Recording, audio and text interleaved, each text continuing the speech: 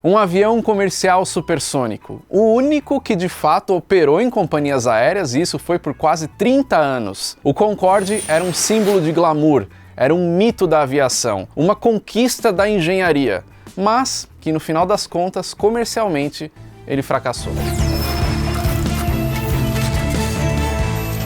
Fala pessoal do Aero, tudo bem? O Concorde foi realmente um mito, foi um marco da engenharia aeronáutica mundial, um avião que nunca foi esquecido. Apesar de ser um fracasso comercial, ele acabou sendo requisitado por muitos passageiros para ser uma experiência de voo, algo único. E quem voa no Concorde pode colocar no currículo que fez uma das coisas mais espetaculares da aviação. Antes de continuar o vídeo, vou te lembrar da lojinha do Aero, o link tá aqui na descrição e tem tamanhos novos de camiseta que muita gente pediu, então se você ainda não achou o seu tamanho, vai lá que talvez agora tenha o que você precisa. Logo após a Segunda Guerra Mundial, as perspectivas da aviação comercial mudaram completamente. Esse período foi marcado com novas conquistas tecnológicas. O primeiro avião comercial a jato começou a voar, foi o Comet, até fiz o vídeo na semana passada, e novos modelos de aviões também estavam surgindo. O motor a jato trouxe mais velocidade e cada vez mais esses aviões que foram ficando mais rápidos. A verdade é que os fabricantes dos aviões estavam indo para dois caminhos: aviões maiores que pudessem carregar muitos passageiros ou aviões bem rápidos que pudessem passar da velocidade do som. A velocidade supersônica já era uma realidade nos aviões militares, mas pensar em velocidade supersônica num caça era um pouco diferente porque era um avião menor que carregava de 1 a 2 tripulantes. Agora, pensar em um avião supersônico comercial era algo totalmente diferente. Logo, no primeiro momento, essa ideia de colocar o voo supersônico na aviação comercial podia parecer impraticável. Mas a verdade é que a ideia era sim promissora, os fabricantes de aeronaves estavam pensando nisso e esse era, na época, o futuro da aviação. As primeiras discussões de um avião comercial supersônico começou no Reino Unido quando eles criaram um comitê para discutir as tendências e as necessidades da aviação comercial futura, logo após a Segunda Guerra Mundial. Mas claro que os engenheiros aeronáuticos tinham que vencer várias barreiras tecnológicas, coisas que não existiam naquela época que eles tinham que desenvolver praticamente do zero. Para gerar propulsão num avião desse tamanho, motores muito potentes tinham que ser instalados. A Rolls-Royce veio com os motores Snecma Olympus 593. Esses motores anteriormente equiparam alguns caças militares, mas eles precisaram sofrer algumas alterações para poder aumentar essa potência. E ele tinha o pós-queimador, o afterburner, que é um sistema que se joga combustível ali na exaustão desse motor para que aumente ainda mais a potência para ele poder gerar uma propulsão mais forte. E o Olympus 593 era um turbojato, e ainda mais com o pós-queimador, esses motores consumiam tanto combustível que por hora o Concorde queimava 22 toneladas de querosene. O limite de velocidade do Concorde acabou sendo estabelecido em função da temperatura que o material aguentava. A ponta do nariz desse avião chegava a 130 graus, outras superfícies, como o bordo de ataque das asas, chegavam a 120 graus, e outras partes chegavam até 90 graus Celsius. Então realmente existia um limite ali de temperatura. Fora também o fato de que durante os voos esse avião aumentava, ele esticava a fuselagem em 30 centímetros por conta dessa mudança drástica de temperatura. Uma outra característica bem marcante do Concorde é o nariz. Ele baixava para operações de pousos e decolagens. E o ângulo de ataque vinha muito elevado. Se o nariz do avião não baixasse, os pilotos não conseguiam enxergar a pista. Para não dar um tail strike, né, para não bater a cauda antes do trem de pouso, esse trem de pouso tinha que ser bem alongado, bem comprido para que ele pudesse compensar esse ângulo de ataque elevado do avião. As janelas do avião eram bem pequenininhas, era mais ou menos desse tamanho assim. O avião era pressurizado a 8.000 pés e ele voava ali próximo de 60.000 pés. Essa diferença de pressão interna da cabine e externa era muito grande. Então se uma das janelas quebrasse, a descompressão seria muito rápida e muito intensa se a janela fosse maior. Então a janela foi diminuída por conta disso e também por uma questão estrutural. Esse avião ele trazia piloto, copiloto e o engenheiro de voo.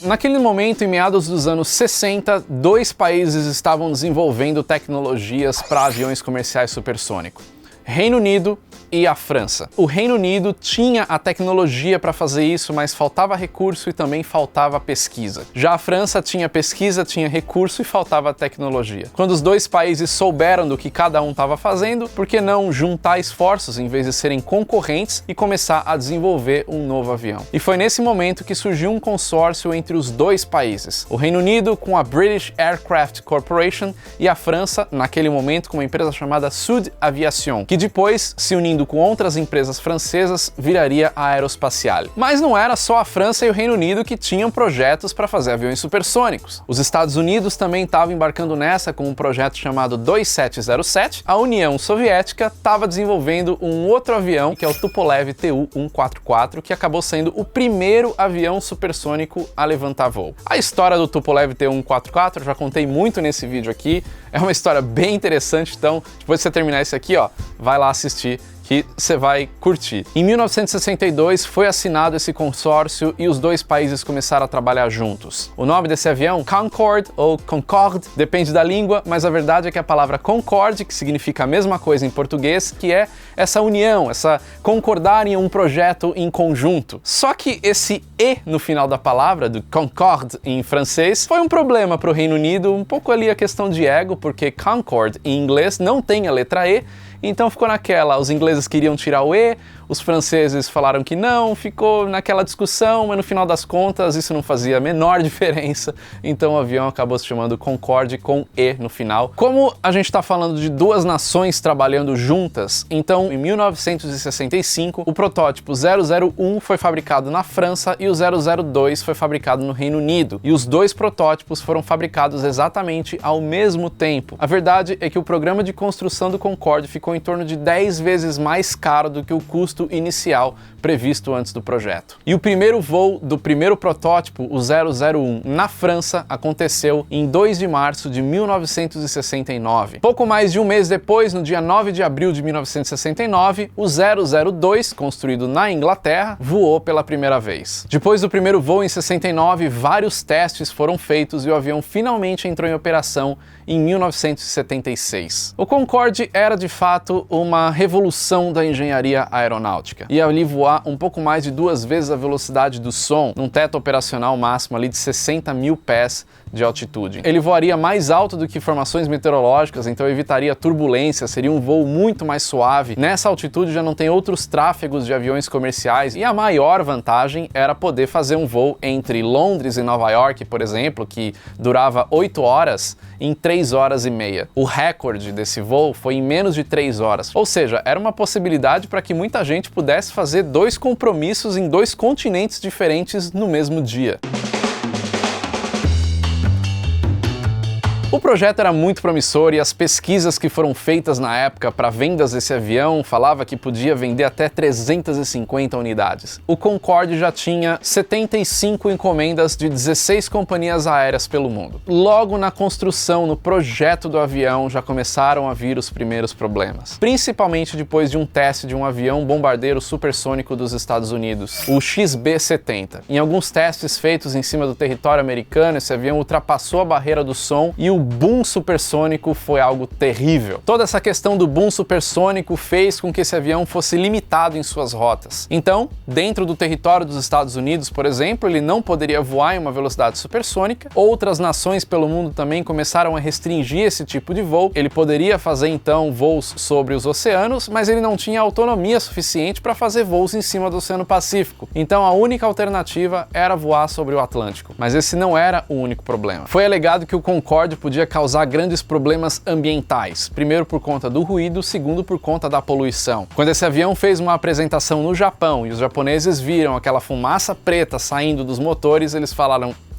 aqui não vai rolar. No início dos anos 70 estava acontecendo a crise mundial do petróleo. Então, o preço dos combustíveis estava subindo muito. O Concorde não era mais atrativo para essas companhias aéreas que estavam vendo quanto aquilo ia custar com esses combustíveis ficando mais caros. Os aviões wide bodies tinham um menor custo por assento porque carregavam muito mais passageiros e também já estavam sendo introduzidos os aviões de 2 motores, com a certificação ETOPS, o que deixava o voo desses aviões ainda mais baratos em relação ao voo do Concorde. Tem a diferença de velocidade, a ideia original desse projeto era ter mais voos operando ali, então 3 horas e meia entre Londres e Nova York, poderia fazer isso mais vezes no dia, um Boeing 747 levava em torno de 8 horas, mas economicamente isso não é viável. E também um acontecimento com o seu concorrente, o Tupolev Tu-144, fez com que as companhias aéreas entortassem mais o nariz para esse avião e pensassem duas vezes. No Paris Air Show de 1973, o Tupolev Tu-144 sofreu um acidente e aí todo mundo começou a imaginar que esse tipo de avião supersônico, podia ser um problema catastrófico. Todas as companhias aéreas que colocaram encomendas acabaram cancelando. No final das contas, só 20 aviões foram produzidos entre 1965 e 1978. Muitas dessas unidades nem tinham compradores ainda. 6 deles foram usados para testes e os outros 14 foram para 2 companhias aéreas, a British Airways e a Air France. Cada companhia aérea tinha 7 aviões, mas não eram todos eles que operavam. Tinham aviões reserva, por exemplo, no aeroporto JFK, sempre tinha um Concorde reserva, caso precisasse substituir algum deles da frota, tinha ali um prontinho para voar. Todas essas preocupações das companhias aéreas começaram a acontecer antes que o primeiro Concorde fosse entregue para a operação. Nem a British Airways ou a Air France queriam esse avião. Esse avião foi meio que empurrado pelos governos desses países para que ele entrasse em operação. Afinal de contas, foi um investimento do governo, dos 2 países, então eles não queriam ter esse fracasso comercial e ter queimado todo esse dinheiro já logo de cara. Logo, como a British Airways era uma empresa estatal, assim como a Air France, existiram ali algumas negociações para que esses aviões fossem forçados para essas companhias aéreas e elas pudessem colocar eles em operação. No caso da British Airways, por exemplo, a negociação foi que fosse pago ali um preço simbólico, quase de graça, para que a empresa pudesse operar esses aviões e só depois que ele começasse a dar lucro é que a companhia aérea ia pagando esses aviões. Esse avião acabou tendo também pintura de outras companhias aéreas, como a Singapore Airlines. Esse era um voo feito em parceria entre a British Airways e a Singapore Airlines, ligando Londres e Singapura, parando no Bahrein, lá no Oriente Médio. Só que esse avião era pintado metade com as cores da Singapore Airlines e a outra metade com as cores da British Airways. Só que esse voo não durou muito tempo, então em 1980 ele foi encerrado. A ideia inicial era colocar 120 passageiros, mas no final as companhias aéreas acabaram operando entre 92 e 108 passageiros. O primeiro voo comercial do Concorde foi para o Rio de Janeiro. Ele saiu lá de Paris, parou em Dakar para abastecimento na África e depois seguiu para o Rio de Janeiro. O Concorde no início seguiu para várias rotas comerciais. A British Airways, por exemplo, operava voos entre Londres e Washington e depois Londres, Nova York, também Londres, Barbados, Miami e foi até Singapura, passando pelo Bahrein, lá no Oriente Médio. Já a Air France tinha voos diários entre Paris e Nova York, Rio de Janeiro, como foi o primeiro, parando em Dakar, Caracas, na Venezuela, quando a Venezuela estava bombando com a alta do petróleo, Cidade do México, passando por Washington. Em 1981, a British Airways e a Air France já estavam acumulando muitas perdas por essa operação. Milhões de dólares estavam sendo perdidos para poder manter esse avião no ar. A partir daquele momento, as 2 companhias aéreas resolveram elevar os preços dos tickets, então ficou o custo assim de 2, 3 ou 4 vezes mais caro do que um assento de primeira classe de um avião num voo comercial normal. Ou seja, eles acabaram identificando um nicho de mercado para pessoas que podiam realmente pagar por aquele voo. Pessoas com muito dinheiro, ou celebridades, ou voos fretados. Eles começaram a fretar muitos desses aviões, até para fazer propaganda. Tem a história de um avião que foi pintado com as cores da Pepsi, por exemplo. Enfim, outros tipos de propaganda. Ele virou uma ferramenta de marketing no mundo inteiro, mas essa era a única forma que essas companhias aéreas conseguiram enxergar para viabilizar algo que sobrou na mão delas. Não era uma coisa que elas, legal, eu vou comprar esse avião porque eu acho bacana e que eu quero ter os voos supersônicos. Não, essas empresas também já identificaram antes que isso seria um baita problema, tiveram prejuízo ali por 5 anos operando esse avião, por uma exigência dos governos dos países, mas depois, vendo o perfil de pessoas, conseguiram achar essa válvula de escape para continuar operando esse avião E foi a partir daí, no início da década de 80, que o avião começou a de fato dar lucro para as companhias aéreas, mas como eu falei, não era qualquer um que podia voar. O voo era requintado, era servido champanhe, a comida servida no Concorde era algo diferente, era a comida do Concorde. Então as pessoas queriam ver como era isso. A verdade é que quanto mais o tempo foi passando, mais esses aviões foram ficando obsoletos. O que acontece? Na aviação comercial como um todo, os fabricantes eles vão criando melhorias ou renovando os projetos para poder bater de frente com a concorrência. Então a Airbus cria ali um A320neo, por exemplo, a Boeing tem que correr atrás e criar um concorrente à altura. O Concorde não tinha concorrente, não tinha nenhum outro avião supersônico comercial operando. Então não existia a necessidade de investindo em melhorias ao longo da vida desse avião. Resultado foi que a obsolescência acabou chegando. Todos os componentes do avião, todos os aviônicos já estavam ultrapassados. Naquele momento, aviões já estavam trazendo lá o Glass Cockpit, né, sistemas eletrônicos, outros tipos de tecnologia, e para se investir num desenvolvimento tecnológico nesse tipo de avião seria muito caro para aquilo que o avião podia oferecer. Então eles acabaram não fazendo isso. Logo, além do custo de voo ser muito alto, o custo de manutenção também começou a aumentar por conta de obsolescência. Bom, até aqui já deu para ver que esse avião tinha muitos problemas. Mas o maior deles aconteceu no dia 25 de julho do ano 2000. O primeiro e único Concorde sofreu um acidente fatal no aeroporto Charles de Gaulle, em Paris, na França. O avião caiu logo depois da decolagem, matou 109 pessoas a bordo e mais 4 pessoas no solo. Bom, esse acidente ele acabou até sendo um pouco controverso, né? A investigação dele, inclusive foram criadas investigações paralelas àquela oficial, mas a investigação oficial diz que na hora da decolagem, esse avião teve um impacto com uma peça de um DC-10 da Continental Airlines, que caiu do avião na decolagem anterior. Quando o Concorde passou por essa peça na decolagem, isso fez com que o pneu estourasse e esses pedaços de borracha batessem na asa onde tem o tanque de combustível. Esse choque na asa fez com que gerasse ali uma onda de choque dentro dos tanques, causando um incêndio ali dentro do tanque de combustível. Começou a sair uma labareda de fogo, a torre de controle informou os pilotos que o avião estava pegando fogo, os pilotos começaram a seguir com um procedimento de apagamento de incêndio e o engenheiro de voo cortou um dos motores da esquerda. Por conta dessa destruição desse pneu, o avião começou a ir para a esquerda, começou a sair da pista, os pilotos viram que tinha um Boeing 747 ali taxiando, eles rodaram o avião, ou seja, eles tiraram o avião do chão, antes da velocidade necessária para que isso fosse feito. Logo, o avião saiu ali meio que estolado, somando com o corte de um dos motores, o avião não tinha mais velocidade para continuar subindo, ele estolou e caiu em cima de um hotel, causando essa grande catástrofe. Investigações paralelas disseram que não foi exatamente isso que aconteceu, que não foi o problema do pneu ter estourado que o avião começou a ir de lado, mas sim uma falta de uma peça chamada spacer, que não foi colocada no trem de pouso. Essa manutenção foi feita alguns dias antes desse voo, isso pode ter causado essa curva. O avião estava muito pesado para fazer esse voo, ele não queimou a quantidade suficiente de combustível que deveria para fazer a decolagem, que era prevista ali queimar 2 toneladas de combustível, ele queimou menos de 1 tonelada, isso para a decolagem fez diferença. Logo depois desse acidente, tanto a British Airways quanto a Air France acabaram groundeando os aviões, nenhum avião mais voou até que as investigações avançassem e também melhorias nesse avião fossem feitas, melhorias nos pneus, melhorias também nos tanques de combustível, eles revestiram o tanque de combustível com Kevlar, que é um tipo de material usado na aviação para deixar mais resistentes. Esse aumento de peso, né, colocando essa resistência a mais dentro dos tanques, fez com que eles trocassem todos os assentos dos aviões para assentos mais leves, para poder ter essa compensação de peso. Mais ou menos 1 ano depois, esse avião começou a fazer novos testes de voo, e o último teste desse avião, que seria ali para, beleza, agora ele vai voltar à operação, foi feito no dia 11 de setembro de 2001. Eu não preciso explicar o que aconteceu no dia 11 de setembro de 2001, esse avião chegou em Nova York alguns minutos antes dos aviões baterem nas Torres Gêmeas. Mesmo após o acontecimento do 11 de setembro, mesmo com essa virada do avesso na aviação comercial mundial, o Concorde voltou a operar em novembro de 2001. Mas no final de 2003, as duas empresas chegaram à conclusão que não tinha mais condição, não tinha mais como